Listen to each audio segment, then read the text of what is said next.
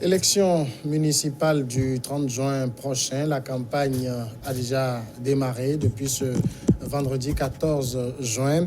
Les différents candidats sont sur le terrain pour présenter aux populations leurs projets de société pour leurs différentes communes. Alors, pour ces élections, entre promesses de campagne et réalité sur le terrain, on verra ce qu'il en est avec notre invité ce soir, Edouard Lawson-Body. Bonsoir. Bonsoir, Monsieur Niaoui. Merci d'accepter notre invitation. Le plaisir est pour moi. Vous êtes la tête de liste du PDP pour Lomé Golf 2, c'est ça? Exactement. Merci beaucoup. Alors, vous êtes sur le terrain. La campagne, comme je l'ai rappelé, s'est ouverte le vendredi dernier. Nous sommes le lundi, 3 ou 4 jours déjà. On sent une certaine timidité. Pourquoi? D'accord. Donc, merci beaucoup pour l'opportunité que vous nous avez offerte ce jour pour parler de notre campagne et surtout de ce qui va se passer dans la commune du Golfe 2. Oui. Donc, comme vous l'avez dit, la campagne a débuté le vendredi 14 juin passé. Et aujourd'hui, 3 jours après, c'est vrai qu'il y a une timidité sur le terrain, mais je ne le dirai pas parce que aujourd'hui, la réalité est tout autre. Et nous sommes dans une campagne un peu atypique ou une élection assez atypique parce qu'il s'agit des élections communales. Oui. Et ça fait 32 ans qu'ils n'ont pas eu lieu au Togo. Donc, il faut comprendre par là qu'il y a un engouement qui va venir, mais qui n'a pas encore pris son bonhomme de chemin. Mais l'autre réalité dont j'aimerais discuter avec vous, c'est qu'aujourd'hui, la population, la majorité de la population à laquelle nous allons demander de voter pour nous, Oui. sont beaucoup connectés aux réseaux sociaux.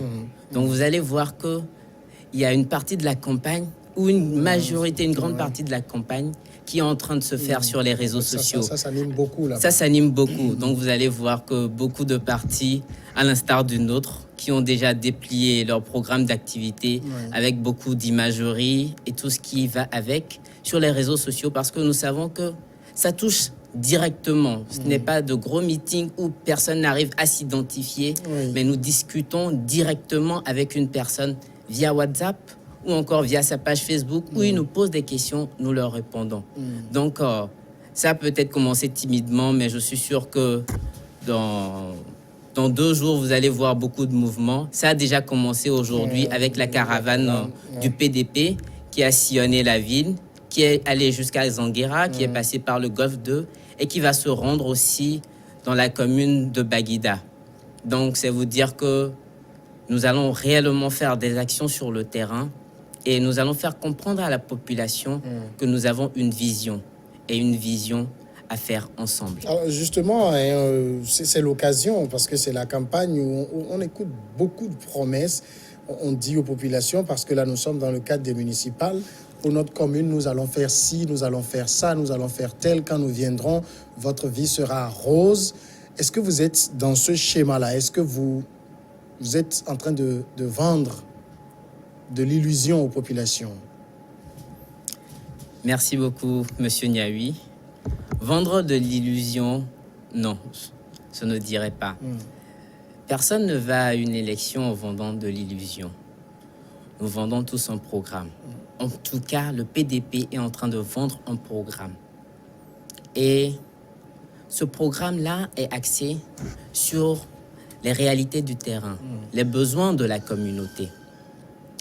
Maintenant, c'est vrai que nous allons à une élection et, comme je l'ai dit, c'est une élection atypique parce que les élections communales, il y a plusieurs listes qui vont aller sur le terrain et une liste ne va pas rafler tous les sièges. Donc, il va forcément avoir au sein d'une commune une coalition des partis. Donc, certaines promesses de campagne vont être tenues, d'autres non, parce que nous allons faire des concessions avec les autres partis qui sont là aussi et qui ont promis d'autres choses.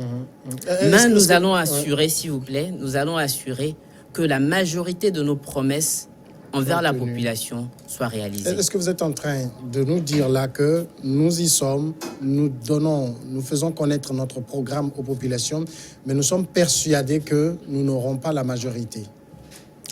Je ne dis pas ça. C'est du réalisme, c'est du défaitisme? Non, je ne le dis pas. Je suis en train de vous faire comprendre. Je suis en train de vous faire comprendre que c'est une possibilité. Mais le PDP n'y va pas perdant. Nous y allons avec une liste forte, une liste engagée, composée de jeunes qui reflètent au fait le visage de notre commune. Ce sont des jeunes entrepreneurs, des jeunes engagés qui savent réellement le besoin quotidien de cette communauté. Nous avons des dames parmi nous qui sont au marché parce que vous allez connaître la commune du Golfe 2, on a le marché de Rejranawe, on a le marché de Kégué.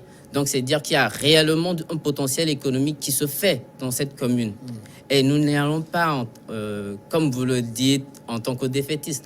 Non, nous avons la conviction de rafler les 19 sièges. Et c'est comme ça que le PDP y va, gagnant. Alors, Golfe 2, quels sont les besoins que vous avez ciblés et sur lesquels vous axez votre message? Merci beaucoup. Comme je l'ai dit, nous avons une population de jeunes au sein de cette commune.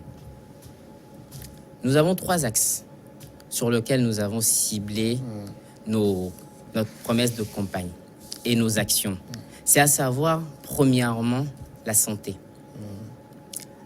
Vous n'êtes pas sans savoir que notre population aujourd'hui a des besoins au niveau sanitaire qui sont énormes. Donc, nous y allons pour réaménager les centres de santé, les doter d'équipements. Parce que ça ne sert à rien d'avoir des centres de santé qui sont là juste de nom. Mais quand on y va, on n'arrive pas à se faire soigner. Donc, c'est les équiper en matériel qui vont permettre à ces populations-là de pouvoir se soigner. En deuxième partie, c'est l'éducation. Permettre aux gens de notre commune d'avoir une éducation, pas juste académique, mais une éducation sur l'entrepreneuriat. C'est les deux qui vont de pair aujourd'hui. L'éducation académique aujourd'hui nous a amené au taux de chômage record qu'il y a au Togo. Aujourd'hui, c'est de les amener à comprendre que l'éducation académique et l'éducation entrepreneuriale va de pair. Donc, créer des centres de formation, mais aussi assurer, comme je l'ai dit, à nos dames, à nos mamans qui sont au sein des marchés, des cours d'alphabétisation qui vont les permettre de se mettre à niveau et qui va nous permettre aussi d'amener le numérique au sein de ces marchés-là pour leur permettre d'avoir une potentialité économique plus accrue. Donc, nous avons parlé de la santé, de l'éducation. Maintenant, le dernier axe, c'est l'aménagement. C'est l'aménagement de ce territoire, de cette commune. Parce que si nous avons la santé et l'éducation, comment accéder à ça, c'est important. Les routes, les infrastructures, les centres de loisirs, de détente, et même l'éclairage public. Parce qu'aujourd'hui, le Togolais vient d'avoir l'augmentation de ses factures d'électricité. Et l'éclairage public nous revient. Mais si on arrive à réaménager notre commune et les doter de panneaux solaires pour l'éclairage public, je pense que nous pourrons faire un grand pas en avant pour que ces habitants de la commune-là voient encore leurs dépenses diminuer. Je ne vais pas toucher le secteur économique parce que toutes ces actions au niveau de la santé, de l'éducation et du réaménagement du territoire vont apporter en plus et vont diminuer les charges au quotidien de ces populations. Donc systématiquement, ils ont leurs revenus qui vont être augmentés exactement. Alors, si je ne prends que ces 3 axes, la santé, éducation, aménagement, ça demande énormément de ressources. Vous comptez les trouver où? C'est vrai, vous avez dit qu'il y a 2 gros marchés dans votre commune. Vous avez le marché de Rejranawe qui est très connu à l'international même. Et vous avez le marché de Kégué un peu moins connu, mais qui a également un grand potentiel. Est-ce que c'est sur ça que vous allez miser uniquement? Non, nous n'allons pas miser nos ressources sur ces grands marchés uniquement. Parce qu'ils demandent vraiment beaucoup d'efforts, comme je l'ai dit. Mais il y a d'autres opportunités à saisir. C'est créer des centres de loisirs, par exemple. mais c'est aussi voir le capital touristique de notre commune et voir ensemble comment est-ce qu'on pourra lever des fonds pour augmenter les activités. Oui, justement, Aujourd'hui, c'est le comment lever des fonds qui m'intéresse. Exactement. Oui. Aujourd'hui, nous avons quelque chose que nous appelons l'économie sociale et solidaire, le SSS. Oui. Donc, nous allons amener notre commune à développer cette économie sociale et solidaire, ce qui va nous permettre de mobiliser des fonds. Parce que nous devons nous sentir tous concernés par en ce qui concerne les actions de la commune. Aujourd'hui, je vais vous donner juste un exemple. Quand nous prenons la salubrité au niveau de la commune du Golfe 2, c'est un problème immense. Et nous avons remarqué que les sociétés qui s'occupent de ça n'arrivent pas à le gérer correctement ou ont des difficultés à le gérer par manque de moyens, par manque de financement. Parfois, vous êtes là, 2 semaines, 3 semaines, la voiture ne vient pas chercher les ordures et ils viennent vous dire que la voiture est tombée en panne. Donc, créons une société de voirie communale basée sur l'économie sociale et solidaire, ce qui veut dire que tous les habitants de la commune sont des partenaires ou sont des actionnaires de cette société. Une sorte de coopérative. Une sorte de coopérative où chacun est impliqué dans la gestion. Donc, ce citoyen-là qui doit même payer 1200 ou 1500 à la fin du mois pour le ramassage des ordures, sait que c'est pour sa propre société. Ça ne va pas lui faire de mal, ou il ne va pas peiner à le donner. Et ensuite, quand il y aura des difficultés pour cette entreprise issue de l'économie sociale et solidaire qui nous concerne tous dans la commune, nous allons ensemble contribuer pour que le service qui nous rend au quotidien soit réalisé. Je ne pense pas qu'à ce moment, on pourra dire qu'un camion est gâté, on n'a pas pu le réaliser, mais aussi que les fonds que nous recherchons pour créer une entreprise qui va répondre aux besoins de notre commune, on ne va pas les trouver. Alors justement, quand vous dites nous allons faire ça lorsque nous serons élus, nous allons construire un système d'économie sociale et solidaire et tout, vous le faites comment? C'est-à-dire, vous allez voir les gens, vous leur dites, écoutez, nous avons l'idée de construire un système d'économie sociale, par exemple, pour le système de voirie, cotiser. Comment vous le faites très concrètement? Merci beaucoup pour cette question. Il s'agit d'aller au contact et de faire comprendre aux citoyens, aux habitants de la commune, le bien fondé de cette action. Comme le thème de notre campagne le dit, nous allons travailler main dans la main. Aujourd'hui, vous ne pouvez pas élire des gens au conseil communal, vous ne pouvez pas élire votre maire et le laisser travailler sans l'accompagner. Il risque soit de ne plus avoir au vu les besoins de la communauté ou simplement de ne pas pouvoir gérer réellement ce qui vous tient à cœur. C'est pour ça qu'il faut qu'au quotidien, nous travaillons main dans la main. Donc, la première chose, c'est de faire comprendre ce besoin et la fondamentalité de cette action. Aller vers le citoyen et lui dire nous avons besoin de ça et le faire comprendre le bien fondé de cette action. Et je pense qu'une fois que la population de notre commune aura compris le bien fondé qui sera notre premier pas, il sera plus aisé de leur dire de contribuer au fonctionnement économique de cette société. Alors ça veut dire en tout état de cause, il y aura quand même sous votre administration, si éventuellement vous êtes élu, une contribution financière importante. Par exemple, vous allez jouer sur les taxes, sur les impôts.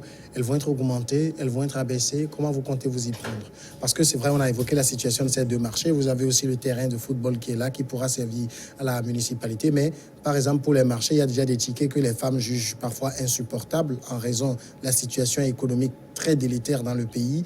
Comment vous comptez le faire après? D'accord. Donc, juste vous rectifier quelque chose par rapport au découpage. Le stade de Kégué ne fait pas partie de la commune de Golfe 2. Ok. Donc, quand vous prenez le stade de Kégué, le centre régional de santé, le CHR, communément appelé l'hôpital chinois, ainsi que la nouvelle présidente et autres ne font pas partie de la commune de Golfe 2. Vous êtes de ce côté de la route. Exactement. Merci pour la rectification. Oui. Donc, comme vous l'avez dit, s'il s'agit d'augmenter les taxes. Oui. Aujourd'hui, il faut réellement, parce que notre commune en elle-même n'a pas encore ce fonctionnement autonome-là. Il s'agit d'évaluer les besoins et de voir si les sommes amassées par les différentes contributions de cette commune répondent aux besoins. Si elles répondent, alors je ne vois pas le besoin d'augmenter et d'aller encore prendre de l'argent chez la pauvre bonne femme. Mais dites-nous concrètement, c'est un travail qui a été déjà fait ou qui sera fait après? S'il vous plaît, laissez-moi terminer. Merci beaucoup, Monsieur Niaoui. Donc, c'est un travail qui se fait déjà. Et à l'occasion de ça, nous avons même partagé avec les habitants de la commune des fiches pour relever d'autres besoins que nous n'aurions pas identifiés, d'autres besoins pour nous permettre d'être au contact de la réalité. Et comme je vous l'ai dit, ça se passe aussi sur les réseaux sociaux. Il y a un document Google, comme on l'appelle, qui circule beaucoup sur la communauté, où les gens nous écrivent leurs besoins, leurs problèmes au quotidien, ainsi que des approches de solutions. Donc, c'est par ce canal-là que nous allons le faire. Et je ne pense pas que nous allons le faire et qu'il n'y ait pas de résultat visible pour les gens de cette commune. Alors justement, quand nous parlons de promesses de campagne et réalité sur le terrain, c'est là où je voudrais que vous mettiez cette nuance. C'est des choses que vous avez déjà relevées, qui ont été déjà accouchées sur papier, où je sais que si vous êtes élu au soir du 30 juin, dès le 3 août, dès le 5 août, dès le 30 juillet, vous allez faire tel. Vos premières actions sont telles parce que des choses ont été concrètement identifiées. On a, en termes concrets, on connaît le budget que cette commune rapporte actuellement. On va jouer là-dessus. On va pouvoir l'augmenter. J'ai l'impression que vous êtes un peu frileux sur cette question-là. Frileux, c'est-à-dire? Vous n'avez pas envie d'enquiquiner un peu, de dire, bon, de toute façon, nous avons étudié, nous pensons qu'il faut légèrement augmenter les taxes dans le marché. Merci beaucoup, Monsieur Niaoui. Frileux, je ne dirais pas. Aujourd'hui, dire qu'on va augmenter les taxes n'est pas la question. Comme vous l'avez dit, c'est de répondre aux besoins de la communauté. Et nous avons déjà identifié des problèmes au niveau de la santé, de l'éducation et de l'aménagement du territoire. Et quand nous prenons aujourd'hui l'aménagement du territoire, c'est d'augmenter les voies bitumées au sein de notre commune pour permettre aux gens de circuler et de pouvoir vaquer à leurs occupations et leur permettre d'engranger beaucoup plus d'argent. Ensuite, sur le domaine de la santé, il faudrait, comme je l'ai dit, que nous puissions équiper nos centres communautaires, nos centres de santé, afin que le citoyen ne dépense pas en plus qu'il ne faut pour pouvoir se faire soigner, qu'il se soigne dans sa commune et non encore traverser toute la ville de Lomé pour se faire soigner quelque part. Donc, des besoins ont été identifiés et un budget par rapport à la réalisation de ces besoins-là ont été déjà effectués par notre équipe. Et au soir du 30 juin, je pense que des actions vont être entamées pour réaliser ces actions. Et soyez-en sûrs, les résultats, vous allez les voir. Et on reviendra encore sur ce plateau pour en discuter. Alors, le 30 juin, on vote. Et puis, j'écoute peut-être à la télévision que Edouard Lawson-Body est élu, sa liste est majoritaire et donc il va devenir maire le 1er juillet. Entre le 1er juillet et le 31 juillet, quelles vont être vos premières actions d'élu local? Notre première action en tant qu'élu local va être de nous attaquer à la santé. C'est un axe qui nous est très important Pourquoi? Parce que beaucoup de nos concitoyens souffrent énormément de ce manque d'établissements sanitaires adéquats. Mais au-delà de ça, nous avons constaté que c'est ce système sanitaire-là où les problèmes liés à la santé au quotidien qui font que le Togolais n'a pas assez de revenus dans sa poche. Ouais. Parce que le peu qu'on l'en gagne, on le remet immédiatement quand on tombe malade à se faire soigner. Et en plus de cela, lorsqu'on est malade, on ne va plus à nos occupations, c'est-à-dire on n'arrive plus à engranger de l'argent. Donc c'est une base importante dans notre commune. Parce que si nous n'agissons pas aujourd'hui, nous allons en pâtir demain. Et à quoi servirait l'éducation si on n'est pas en état d'aller à l'école, d'aller dans les centres se faire former?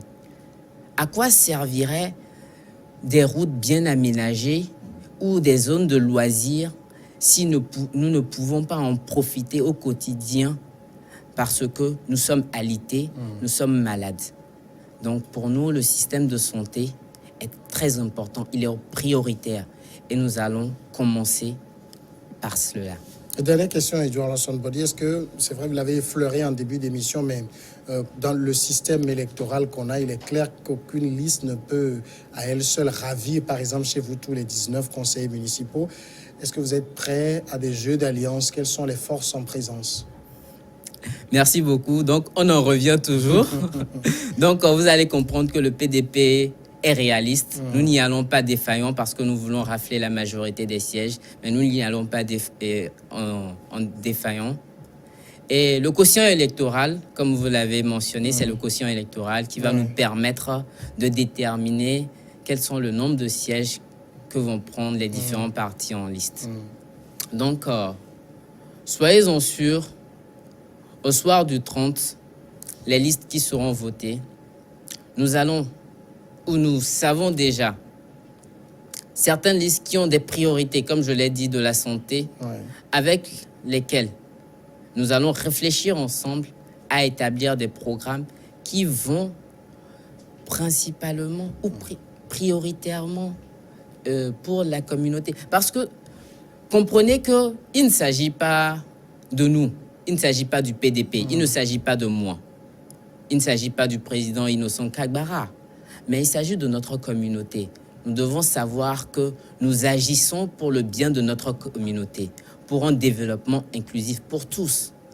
Parce que, vous savez, aujourd'hui, nous sommes tous des potentielles personnes en situation de handicap. Donc, il faut que nous ayons une société inclusive.